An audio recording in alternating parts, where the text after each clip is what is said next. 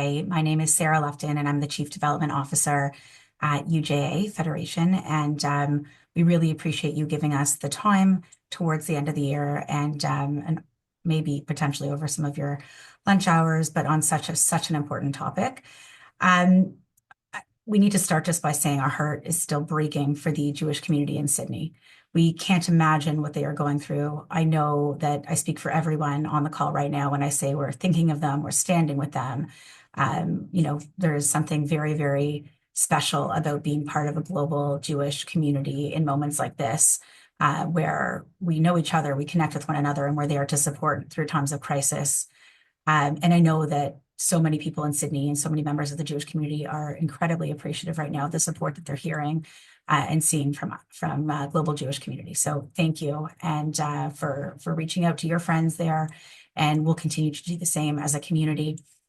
I also just wanted to spend a couple minutes before we get into the discussion about what we're doing locally today, just talking about what happens when a crisis like this takes place somewhere else in the Jewish world and what our role is as a federation. When something like this happens, we kick into high gear and make sure that we can support other Jewish communities around the world when they're going through some sort of trauma.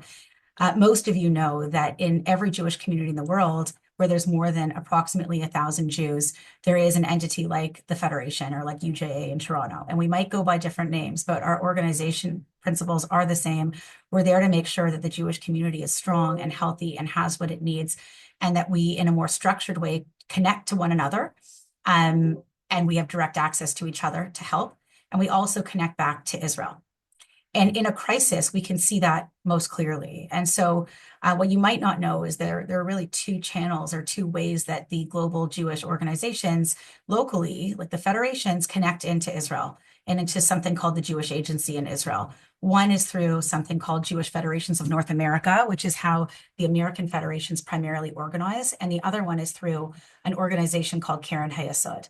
And actually, I could say right now that we're very lucky that the world chairman of Keren HaYesod is Bruce Lieboff, who comes from Toronto and is a very engaged community member and leader here, who's now running sort of Keren HaYesod for the Jewish world, which is really phenomenal. And the reason I point this out today is just to say that both Toronto and Sydney are very active members of this Keren HaYesod family, and that's how we connect back to the Jewish Agency in Israel.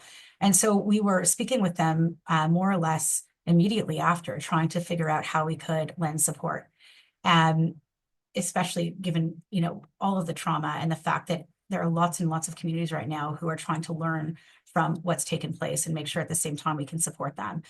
And, what we heard right away, which is actually a very strong message from Sydney, is that they are a strong Jewish community, and philanthropically, they have the resources that they feel that they need at this moment to get through this.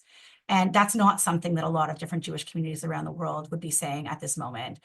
In many places, we have to shift into high gear, into an emergency campaign to raise funds to help. Thank God, Sydney is not asking for that from the Jewish world. They feel that they have what they need on the ground right now to get through this.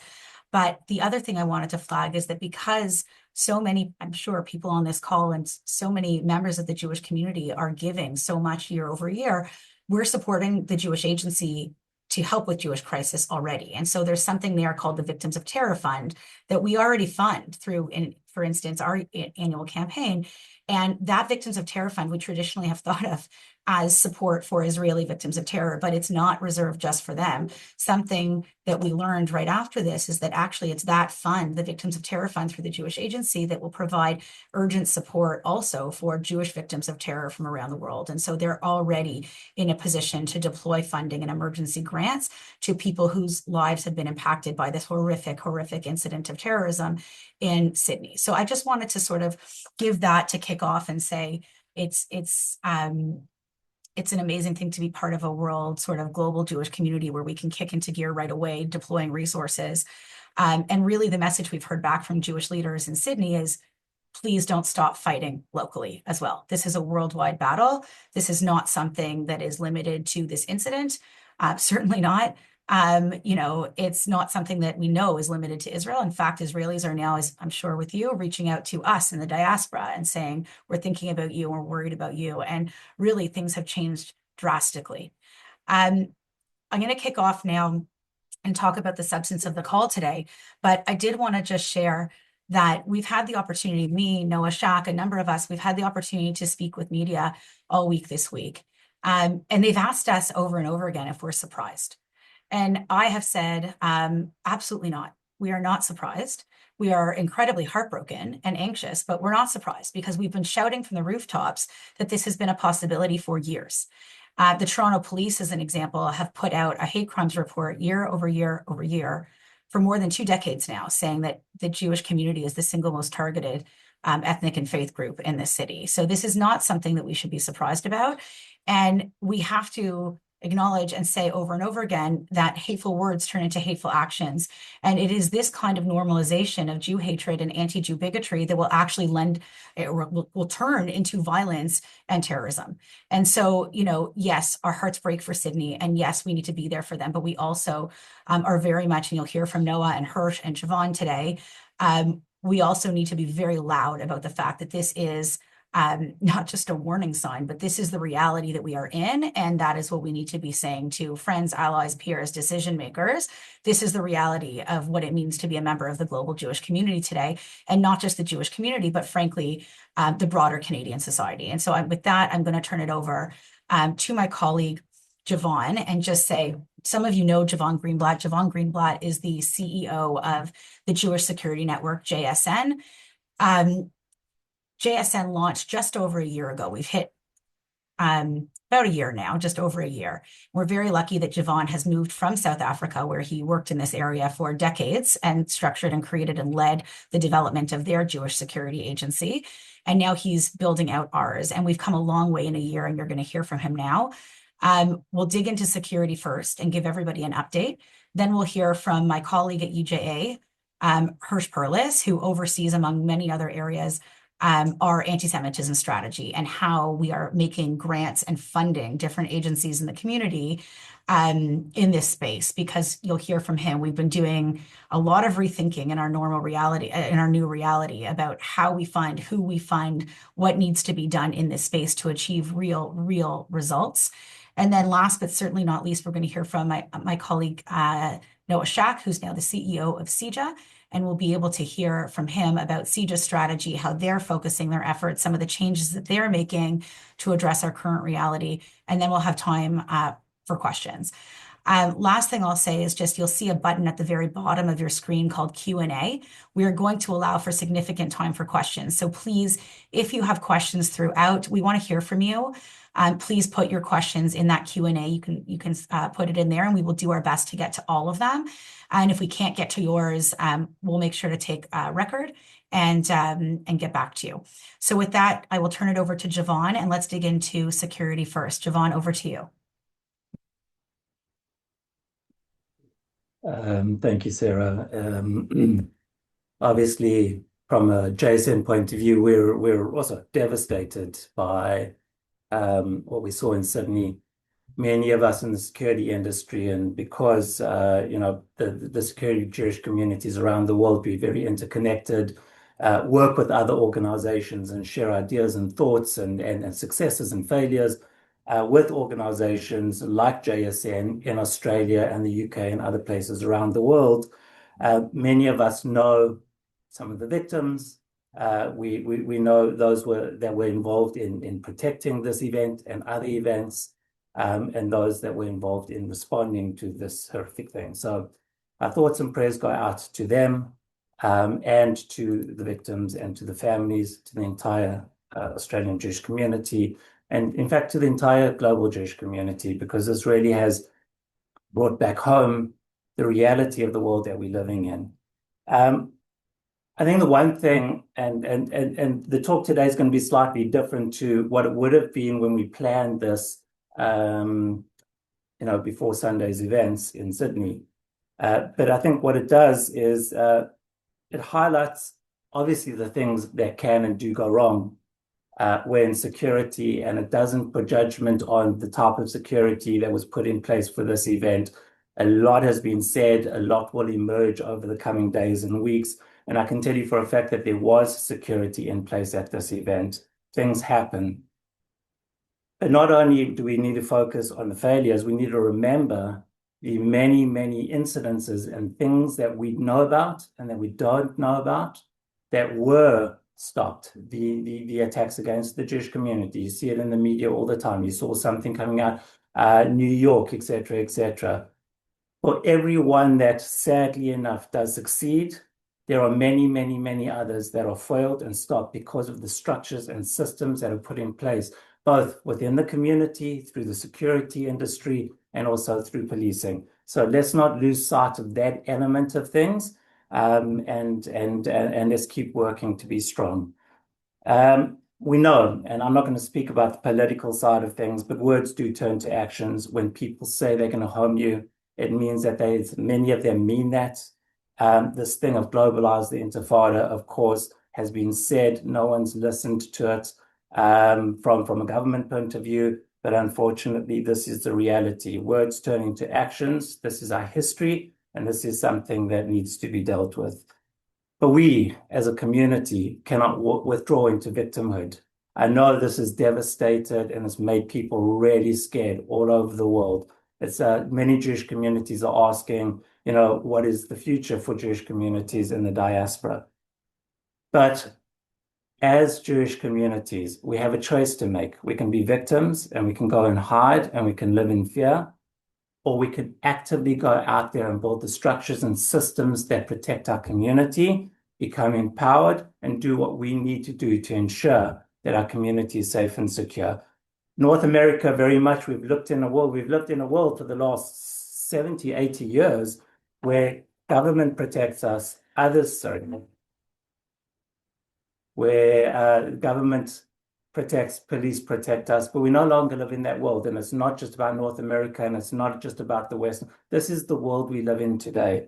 So we have to, as citizens of a country, as the Jewish community, take a certain element of responsibility for our own security. Doesn't mean we dismiss the police and the government's responsibility in this, but we have to step forward. We can't say they must protect us and I will accept nothing less. We have to actually play our part in protecting our own. And as a community and as an organization, JSN, that is what we are here to do. Our tagline is to empower and protect the community, but empower is the most important thing. The police can't be everywhere at the same time, nor can JSN staff and members and volunteers. It is the onus of each community member to understand what they can do in order to make themselves, their facilities, their schools, their children's their schools, their children's schools, and the community spaces in which we live every single day more safe and secure. And it's not complicated and it's not hard. It takes work, it takes effort, and it takes determination from leadership of each institution down to the community members that attend and are involved in day-to-day life. But we can do it, and it has been done in other places around the world. And the fact that we are not seeing terrorist attacks against the Jewish community every single day across the globe is testament to the structures and systems that are being put in and are being put in Toronto and across Canada as well. In the last year, and I'll speak to this towards the end, we have achieved an enormous amount of success in moving from almost no security to moving to a place where the security of the community is at a totally different level to what it was a year ago. It may not always be felt on the ground. There are lots of people working in the background with law enforcement, with government, but also building the community structures and systems. But those things are being built every single day, and every single day that we get stronger and better, our community is safer and safer. The one thing that I think is really, really important when we look at both the Manchester attack that happened on Yom Kippur and a horrific event that happened in Bondi on Sunday evening is the power of the community when everything else failed. In both these attacks, it was a volunteer in the Bondi in the Manchester attack, and it was a community member, not a community member, a civilian that was in Bondi, happened to be in the area, not even from the Jewish community, that changed the trajectory of the attack and ended up saving hundreds of lives, that stood up, did what they needed to do. One had training in Manchester, the one in Bondi didn't have training, yet they took it upon themselves to do what needed to be done to take down the attackers. Neither of them were totally successful, but they really did change the dynamic. And this is the power of what we're trying to do over here. Not only to stop an attack from happening, okay, to when it does occur, because we failed in everything else, but to build the structures and systems and put the necessary measures in place to prevent someone from wanting to attack us. The 3 Ps of security: building and improving the physical security of our institutions and the technology around that, putting the right procedures in place, adhering those procedures as well, making sure that when the door is meant to be closed and locked, the door is closed and locked. And then, of course, training the personnel, the staff, etc., and the community as a whole. When you see something, say something, report it. Get trained to a level where you know what your role is as a community member, as a protector of our people, and that you are able to step up on Rosh Hashanah, on Yom Kippur, at schools and shuls, and be a security presence, vigilant and aware, and able to understand what the threats are. Us as community members know our environment better than anyone else. And this is something that we've spoken about on multiple occasions.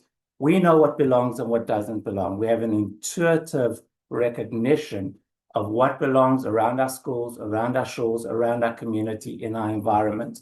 Police officers and security guards don't always understand that. So often I get asked, well, what am I going to do as a community member, as a civilian? But the power of your knowledge, of your skills, of your understanding of the environment, being able to identify something before it even becomes a threat and to report it to JSN, to report it to the police or the on-site security or police officers, is the difference often between an attack succeeding or something being foiled before it even starts. The enemy seeing us and our community as a target that is difficult, that is hard, that is not worth the effort. Let them rather go somewhere else. And that requires the power of each and every single community member to get involved. So I ask you, as a community, I see that there are hundreds of people on this webinar.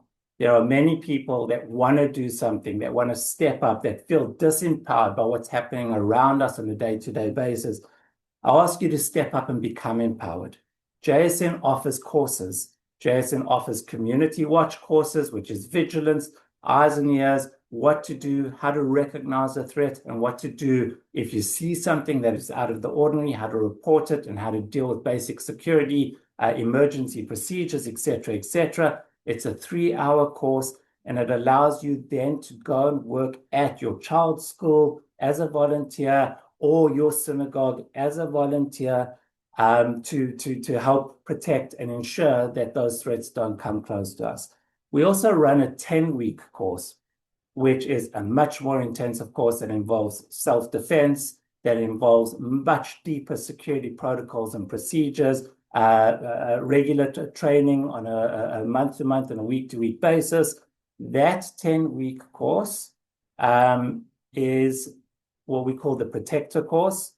And for those that want to get more involved in the protection of the community, learn the skills that are necessary to prevent and deal with whatever may come at us, and to prevent it in the first place, I urge you to step up as well. It is a commitment, but it is a commitment that is worth the effort and worth the time. Our community cannot do this alone. JSN cannot do this alone. Our job cannot be to protect the community. Our job is to empower the community to protect itself by providing the resources, the skills, the knowledge, and the training. But it is up to you as the community to say, I'm putting my hand up, I'm stepping forward, I'm getting involved. That is how we become strong. And that is how we stop what happened on Sunday evening or on Yom Kippur from happening to our community, by being present, by being aware, and by being vigilant. From a point of view of JSN over the last year, already we have trained 100 protectors from January until now that have become part of the organization. These are the individuals that you see at events like the Walk with Israel. These are the individuals that on Sunday night were called in to start protecting events that we didn't even know about, Hanukkah events that were not reported to us. But suddenly, because of what had happened, we had to deploy resources to the ground. These are volunteers that left their families at home, not lighting Hanukkah, not joining the lighting, the menorah lightings with them, but going out to protect others. These are the 100 volunteers that we have trained so far, and we're looking to train many, many, many more. This is the power of our community, and this is how we're going to ensure that we're strong. We've also trained over 400 community watch volunteers that stand shift at their shuls and schools, and we're looking to train many hundreds more in the coming months and years ahead. From a point of view of each facility, the JSN has been working with community leadership with the facilities.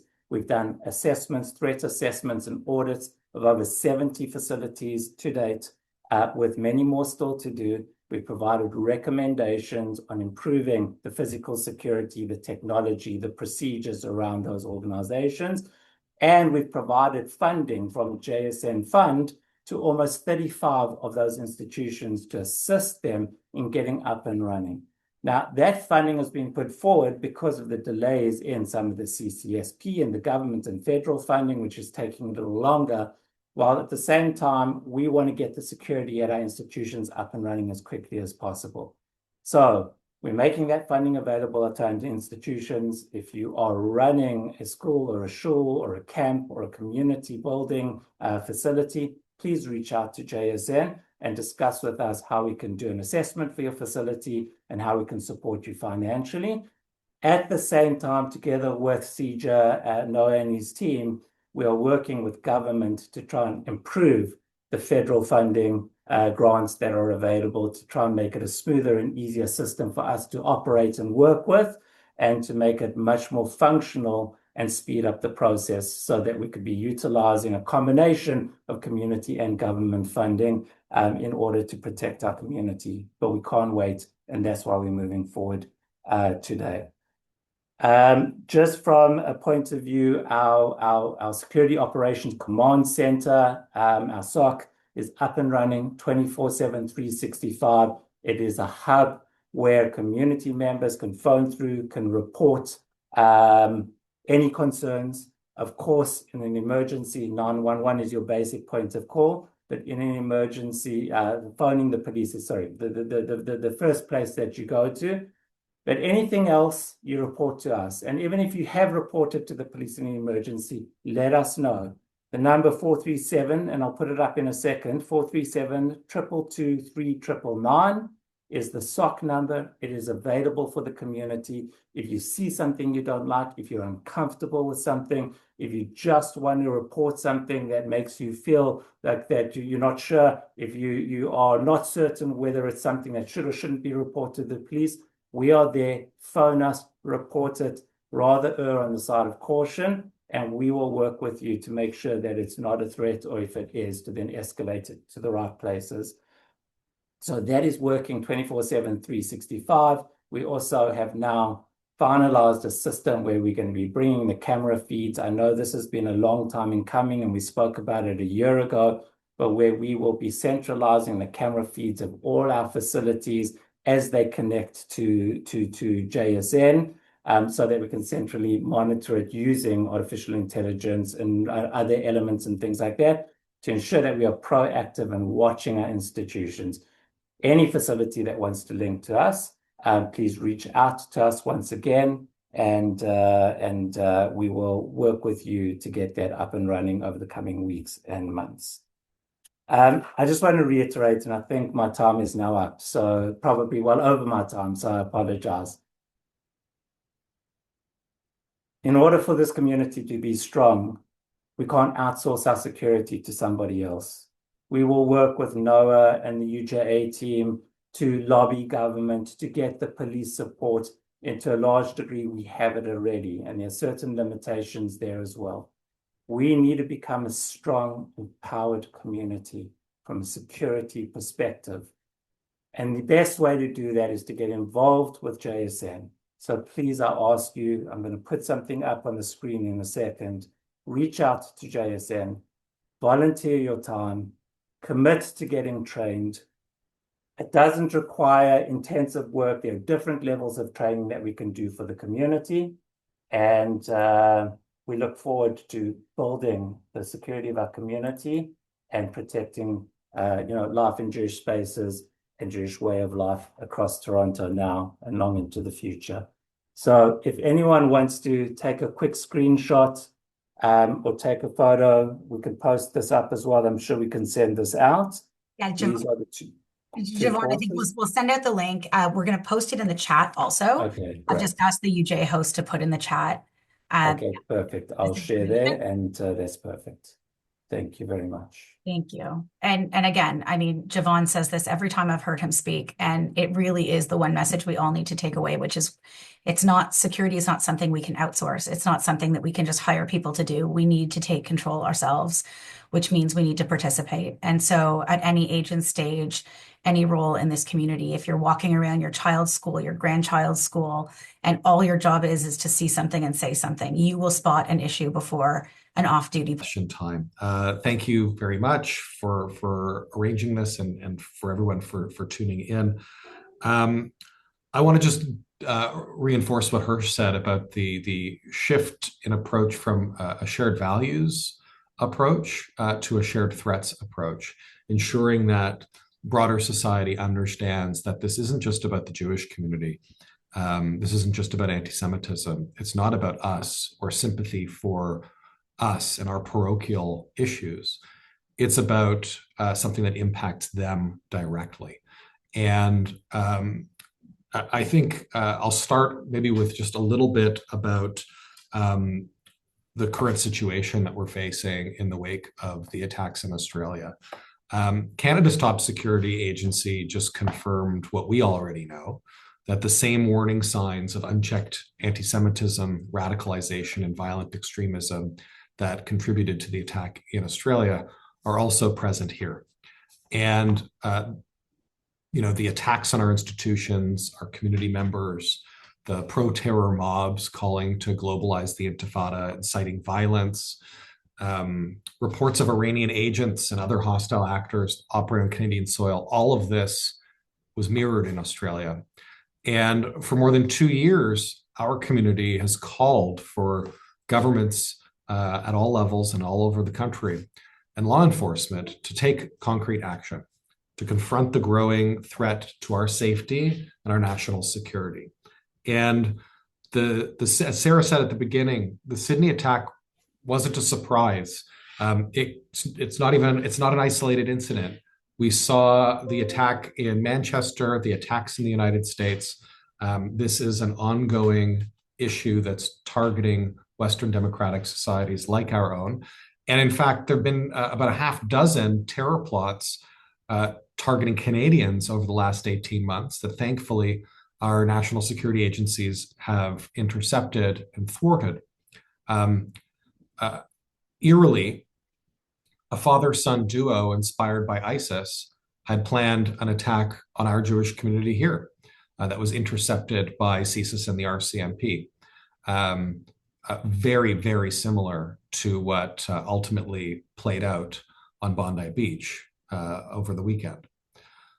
We need our elected officials at all levels of government to bolster our community security funding, to ensure that existing laws are being enforced consistently and without exception. The report that came out today from the Threat Assessment Center, Canada's Threat Assessment Center, was very clear that the growing anti-Semitism and anti-Semitic hate crimes that we've been experiencing contribute to the radicalization, to violence, and that in the case of Australia, that was likely one of the motivating factors, the anti-Semitic narratives that are becoming prevalent. We need to deal with these problems before it's too late, before one of these attacks is successful. And we need to strengthen the laws targeting these terrorists and radicalization and the people who are supporting them, while shutting down the sources of radicalization and getting at this problem at its root.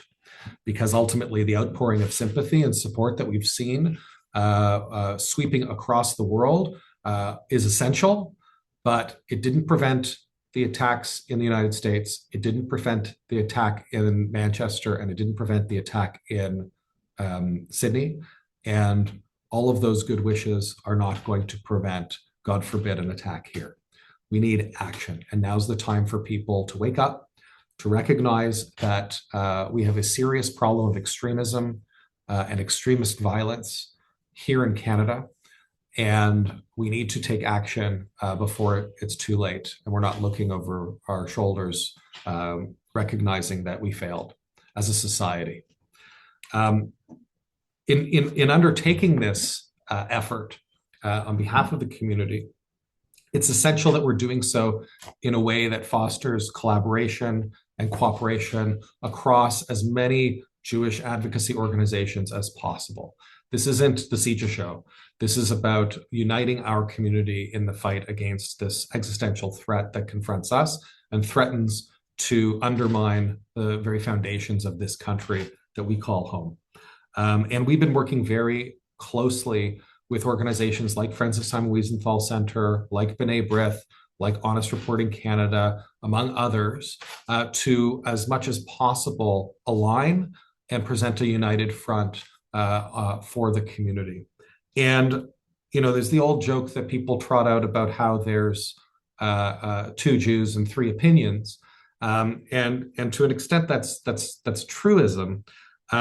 But I think there's a level of respect that we all have for one another that in this difficult time that is a great foundation for going forward. On the other hand, there are people out there in the community who are focused on tearing each other down. And we need to do as much as we can to pivot away from that. It's a very difficult time, a frustrating time. People are angry, justifiably angry. And we need to make sure that we're focusing that anger at the targets where we can have impact, not focusing it inward on our own community and tearing each other down. We have enough enemies. We don't need to make enemies of ourselves. It's dangerous and undermines our ability to succeed. And we have vigilantes who are out there who in dangerous ways can undertake efforts meaning well, but can ultimately set bad legal precedent with initiatives that can undermine the health of the community. So fostering this ecosystem of collaboration is really important. And to that end, we're trying to make resources available to everyone, whether it's under the auspices of our legal task force that Hirsch spoke about. The Rawlinson case provides pro bono legal expertise to support community members, or in offering up our activist platform at actionhub.ca to ensure that all of our community is engaging and that we're taking a whole of community approach to advocacy, because ultimately it's not about what a lobbyist says in a back room alone that's going to make the difference. It's about the activation of our entire community as a movement and beyond to raise their voices, whether it's within their union, whether it's within their workplace, or whether it's as constituents of elected officials to bring things forward and to leverage every relationship that they have. In a way that we're bringing all together, and I see Sarah, you're off mute, so I'll try to go very quickly, in a way that brings this together on a national scale, because a victory in Saskatchewan can be leveraged to change things for us in the GTA, and a victory in Ottawa can be leveraged to change things for people in Vancouver.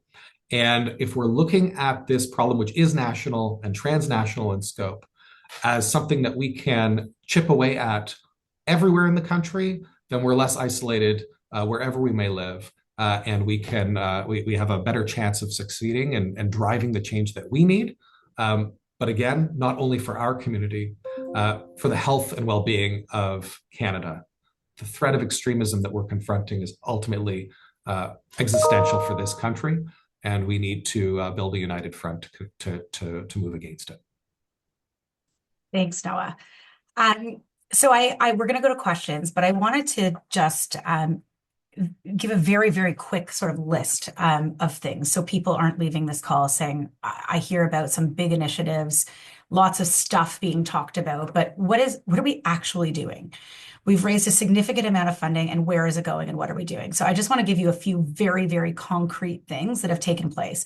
One of the journalists that I spoke with in the last couple of days said to me, do you think anything's actually changed, like in the Jewish community's ability to fight back in the last year?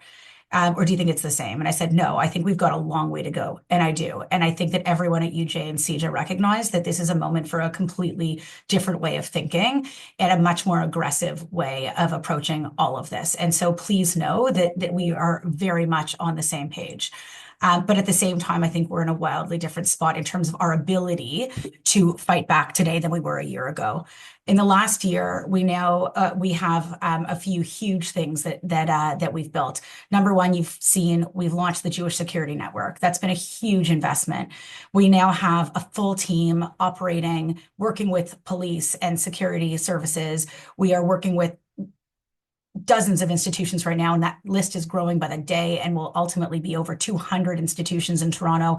We're equipping them with the equipment that they need, the infrastructure that they need, and we're also operating, as you heard Javon say, the Security Operations Center, which is full-time, 24/7 operated right now and working in conjunction with our police. So that's in the last year. We also have made grants to specific sectors that I can't get into on a Zoom call right now, but where we've made huge, huge change from within. We also have invested in building the Allies for a Strong Canada agency, where as of yesterday, I got the most recent numbers, we have now signed up more than 15,000 non-Jewish Canadians who are now mobilized and participating across Canada in advocating around this agenda of shared threats. We are all in this together. And so UJ has funded 100% of this agency called Allies for a Strong Canada, run by non-Jews, to mobilize non-Jews. And the beauty of it is you probably won't see it much because it's not in Jewish areas. It's functioning in northern Saskatchewan and in Victoria and out east and all of these places where we don't have a big footprint. And so we've been able to mobilize these over 15,000 people. And when something goes wrong and we need something from government, we can deploy those individuals. And it's going really, really, really well. We've been taking new missions to Israel. We've been taking missions of non-Jewish teachers in the school system, of different influencers, non-Jewish influencers. There are more going this spring, so we should mention that as well. With respect to lawfare, we have more than 380 lawyers who are incredibly talented, working in now different verticals, almost like units of a pro bono law firm that we're running. And you heard Hirsch talk about this earlier. They're working on hundreds of different files at any one time. It could be with unions, it could be with public schools, it could be on campus, it could be in the criminal sector, but all of these different lawyers are being deployed in that way. And we've won some incredible victories through the court system and will continue to. We also are deploying lawyers to go and assist where it's not necessarily legal precedents that we're setting or that we're looking to set, but where it might be a student who needs support in fighting or taking or holding a professor to account, or dealing with an administrative body if someone's a doctor who needs to hold someone to account in the College of Physicians and Surgeons or the Law Society of Ontario and they need some legal support. We're able to do that as well. So there is a lot of work taking place. And there's been a lot of work done. There is a long way to go. But in the last year, we have built infrastructure and will continue to build infrastructure, recognizing how the landscape is shifting and also what we need to do to be, frankly, more disciplined as a community with our public messaging. What is the message that can unite us? And yes, 2 Jews, 3 opinions. We know all of that. And we will never issue sort of an edict to community saying this is the one way that we can fight anti-Semitism, because there's not one way. We need to do so much to push Jew hatred back to the fringe of society. But where CEJA and UJA and Allies for a Strong Canada can play a role is looking at these big strategies that need to be functioning across Canada through support of our non-Jewish allies, through government, through all of these different things, and saying what are the ways that we can actually push anti-Semitism back to the fringe of society and make sure that we have secured our place in Canadian society. None of this to say that we don't support what the grassroots are doing. Some of the grassroots groups have been doing phenomenal work, and Hirsch alluded to the fact that we've actually created a fund to actually not just incubate, but support some of these grassroots movements. And you're starting to see more and more collaboration, not just between UJA and CEJA and other organizations like Simon Wiesenthal and B'nai B'rith and things like that. We're all speaking daily basis, but also with grassroots groups, which I think is an incredibly important move for us to be able to support their work, fund their work, help them do things that frankly, they might be able to execute on in a really, really quick way. We all have to be playing our role, and that means coordinating well. So I'm going to turn over now to Noah first with a couple questions, and I'll just ask. We're going to try to do this rapid fire because there are so many. So let's go a little bit quickly here. So the first, we're getting a number of questions specifically about what can be done to shut down protests. Lots of questions about Bathurst and Shepherd. Do the police care? And what can we be doing to try to stop these hateful marches in our streets?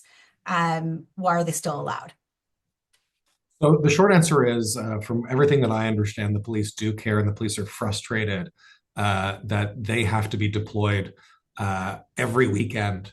I'm sure they'd rather be with their families to deal with the protests week in, week out over the last 2 years. It's not only in terms of this persistent phenomenon at Bathurst and Shepherd.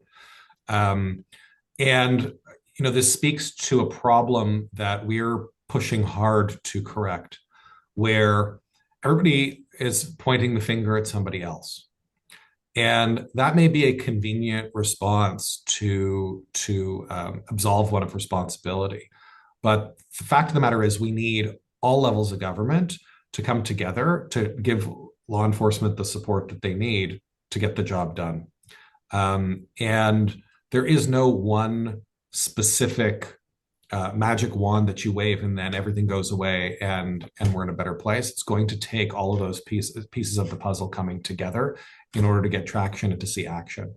And I think if people are frustrated with what's happening at Bathurst and Shepherd, it's important that they're making sure that we're not just venting that frustration within our own community echo chamber, but that the Police Services Board, the municipality, and the province in particular, and the police are all hearing that frustration and hearing it in a sustained way, so that we can continue to bring pressure to bear on them.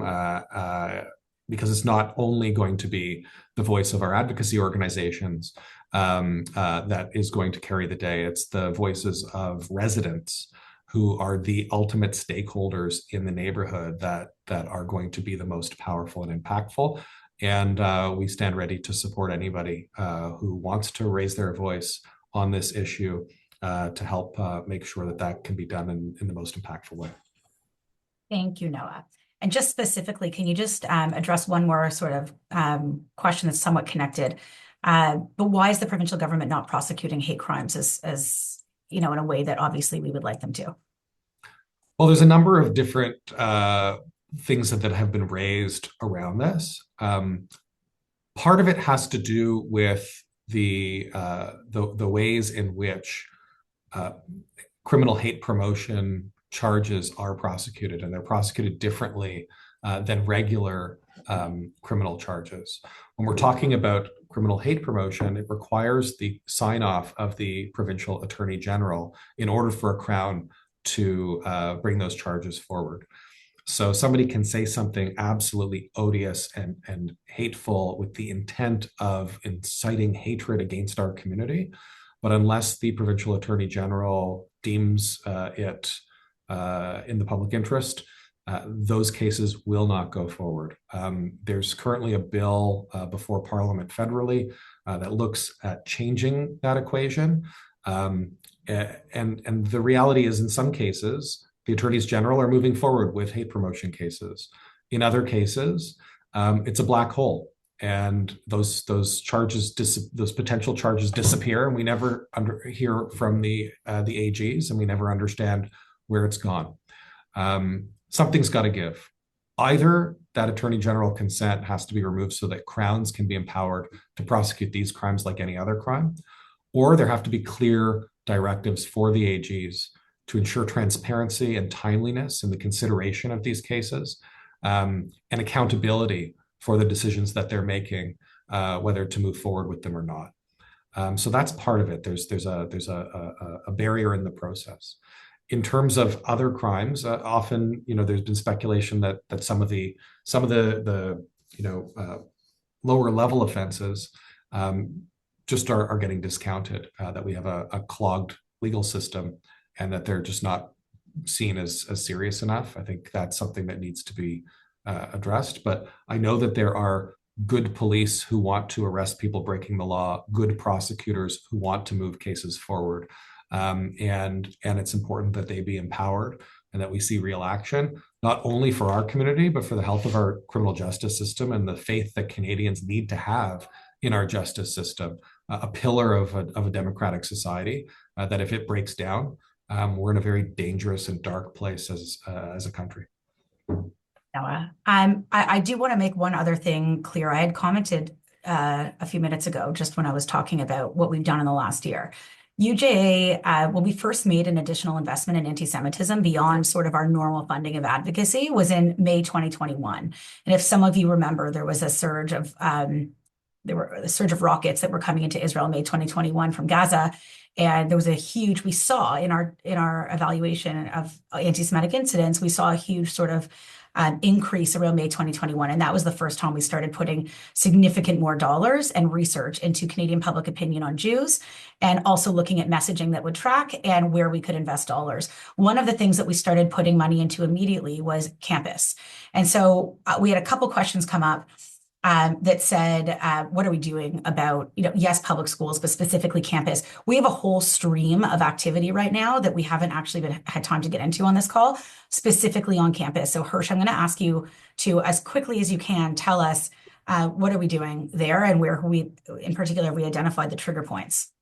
Yeah, so we're really focused in three main areas on campus. Obviously, one is both supporting the students on campus, but also making sure that we're building the leaders and placing them to actually make a difference. And so what we've seen that works the best is actually placing them in areas of leadership. So whether that is on student council or whether that is in their university newspapers or other areas, it's really about making sure that they have the tools to be effective leaders, and then helping them get to various different places so that they could start to have the proper influence that others have on campus. Another area is working with teachers and supporting teachers, and we support a number of organizations that are making sure that they don't feel alone and are being supported in a number of areas that I can't really go too far into detail. And the third area is both working with, but also holding the administration accountable. And so working both with donors, but also through lawfare to make sure that the rules that are on the books, they understand what those rules are, and that there's pressure to make sure that they're following those rules, because for the most part, rules are fine that are on campus. They're just not being followed. And so those are the three main areas that we are working. Thank you. Just a couple more that are coming in. We had one just saying, how are we reaching out to religious leaders in non-Jewish communities? Absolutely. Actually, we just sent, there was a group of Pentecostal pastors that went with us, with CIJA, to Israel 3 weeks ago. And they came back, and immediately we have pastors who are already saying, like, how do we speak with our constituents, our churches, things like that. There are many initiatives underway where we're saying it's not just grassroots level, like what's happening with the 15,000 people through Allies for a Strong Canada, but how are we actually reaching out and sending messaging to religious leaders so they can then send them from the pulpit and things like that. And so that's taking place as well. And we have some phenomenal volunteers and grassroots leaders who are also working with us on that. I'm going to go to Noah for one last moment here, which is Noah, just a word on bubble protection and whether, like, the status of it, if it's helping, anything like that. So I think the process of going through the bubble zone bylaw had a big impact. Whether or not the bubble zones are what's deterring protests outside of community institutions or not, it forced a public conversation that made many realize and recognize that the extent to which our community is being targeted, and help to galvanize support that this is something that shouldn't be happening in the city of Toronto. I assume you're talking about the local dimension to this. And a big shout out to Mayor Stephen Del Duca in Vaughan, who was the first to introduce these measures. So even beyond the substantive element of it, forcing the conversation helped to galvanize the broader community in Toronto to understand just what we're facing and how disgusting it is. I do know that in some circumstances, some of the protests that had wanted to come and target community institutions and synagogues in particular have been diverted by police under the auspices of the bylaw. And just to touch back, if I can, Sarah, on the hate crime stuff that we were talking about before, I just got a note now that the Toronto Police have got confirmation today from the AG that there is another willful promotion of hate charge that's moving forward. They are arresting people and they are charging people when things reach that criminal threshold. And again, it's not necessarily a black and white thing when they're making those considerations. So I think there's a lot that goes into those considerations. Thank you so much. One for, I know it's 2 o'clock, so some might have to jump off. I'm happy to answer maybe one other or two other questions. No, I know you might, if people have to jump off, no problem. We can wrap in 1 quick minute. Javon, can you just quickly tell us, we have one question about other volunteer security organizations. Who do we cooperate with? How does JSN sort of plug in with other security entities? Just give us a bit of that. So JSN is Jewish Security Network. We're not trying to dominate the security market. We're trying to align all security efforts so that all the resources of our community are really purposed to one mission, and that's making sure our community is safe and secure. There are many very, very good organizations that we work very closely with, both under the UJA and not, across the security spectrum, the advocacy, the legal, the intelligence side of things as well within the community and outside. And not just, by the way, in Toronto, but across Canada as a whole. So we really are cooperating and working and building this network of organizations, of like-minded organizations and people that can do good work to protect our community. Sadly enough, we live in a world where there's more than enough work to go around for all these organizations. We'll cooperate with any and every organization that is on the right side of the law. So on that note, I want to share one other maybe just example of how we work before we wrap. I think a lot of people aren't necessarily super familiar with the way that UJ operates. We are very similar to a donor. We are looking out and looking for the best projects, the most impactful ways of addressing these big issues in the community, the best organizations, whether they be big institutions or grassroots groups, to fund and to partner with. We are not in competition with other organizations at all. Quite the opposite. We are looking to gather resources in a really efficient way and then to distribute them to where the work is going to get done in the most efficient way, for the leanest, in the leanest way, for the biggest results. That's it. It's the same ultimately as what our donors are looking for. So when we raise funds in any area, we're looking and saying what is out there that is cutting edge, that is working the best, and that's what we want to fund, and that's what we're making decisions to do. So yes, as Javon said, we have Jewish Security Network, not looking to dominate. We chose the word network, or he chose the word network for a reason, because it's a network of individuals and a network of other organizations who can help. And it's the same thing with what Hirsch is talking about. When we raise funds for anti-Semitism, we are looking for people and organizations who are doing the most cutting edge work in the most efficient way, in a way that will not compromise our ability to make progress. It's sometimes hard to understand because sometimes, we all want right now to be able to fix everything on a dime. I mean, God knows, like we're all anxious. We would love to be able to eliminate anti-Semitism, Jew hatred, which is what I keep referring to, which I saw also a comment about that. We should be calling it Jew hatred and anti-Jew bigotry and anything else other than anti-Semitism, because nobody gets what that means. But we should be doing everything we can to eliminate Jew hatred and using new innovative approaches. And we want people to bring those approaches to us because that's what we're looking to fund, really interesting things. But there are things that we can achieve through CEJA and through, frankly, really specific expertise in government affairs and lawfare that we know we can move through in a really sophisticated way using the infrastructure that we have. There are also times where we will want to fund a grassroots group and we will say there is a really lean way of accomplishing a goal and generating huge return and results.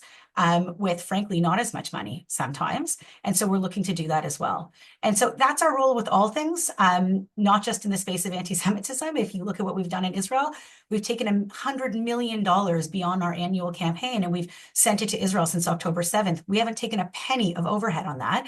And our Israel and Overseas Committee, which is an incredibly talented and dedicated group of volunteers, they're vetting projects real time. They go twice a year to Israel, and they're meeting with projects to see who are we going to fund, who are going to help with PTSD support and rebuilding of Israel real time. Same thing with anti-Semitism, same thing with our allies work, same thing with security. So when you're giving us a gift, or you have, this is not a call for gifts at all. I want you to know where your money's going if you are giving us money. That's where it's going. It's going to say, we are only funding initiatives where we can measure the results. And we know if we're investing in a digital campaign, what was public opinion and what do we want it to be 3 months from now and 6 months from now? And what is the message that's going to work? And how do we test that? When we put out a message or an ad campaign, it's because we've done testing. We understand focus groups, and we look to say this doesn't work and this does work. And we're not going to put up billboards on Bathurst Street as an example, because then we're going to look to influence the people who already hopefully are on side. We're going to put them in Prince Albert, Saskatchewan, or in somewhere else where we need to bring people on side. And then we need to mobilize them through Allies for a Strong Canada and get them going to see their members of parliament and government officials and their, frankly, leaders in civil society. And how are they getting involved in their arts and culture sector and their museums? These are the things that we need to track and we need to do. And it is slow moving because we need to make sure that we're reaching these people, we're giving them the tools, that we're giving them the opportunities, and we're making the asks that are going to ultimately change public opinion in Canada and make sure, again, that we've moved anti-Semitism to the fringe of society and we've firmly established our place in Canadian society. We are here. We've contributed a lot to this country. We will continue to. And we actually have many people who are on side with us. And as Hirsch said, this is no longer a question of Jews share the same values. This is a question of, actually, this is a shared threat in Canadian society. This is not about Jew hatred. It doesn't end there. This is about a threat to Canadians. And that is the message that we should be sharing with people right now. So on that note, we will close a few minutes late. Apologies, but really wanted to make sure that people could leave with some really practical information. Please know that we have a long way to go and we need everyone involved. And so if you have an idea, please reach out to us. You can reach out to me, Noah, Hirsch, info@UJA, or it's which info at JewishToronto.com. They will make sure it gets to us, I promise. Reach out, sign up as a community protector or volunteer, but we need to take control of this. We need to get on top of it. And it's not just about making the statements, speaking with other Jews, all of those things, the same things we're asking government to do, which is don't just send us a sympathy statement or put out a press release. It's the same thing we need to hold ourselves accountable for. How do we actually speak up? How do we mobilize? How do we start patrolling our kids' schools? How do we call meetings in our workplaces of non-Jewish colleagues? How do we map networks and understand who's involved beyond the Jewish community that we can then get messages out to the broader Canadian society? We all have a role to play. So thank you so much for coming on today. We're going to make this webinar recording available beyond so we can send it out. And if you have any questions or anything in particular that you want to learn more about, please don't hesitate to reach out. We are absolutely dedicated to fighting this disgusting rise in horrific Jew hatred. And we need everyone to be a part of it. So thank you so much, everybody. And thank you, Hirsch, Javon, and Noah for your incredible work. And thank you, everyone else, for your support and for being here today. Thanks, everyone.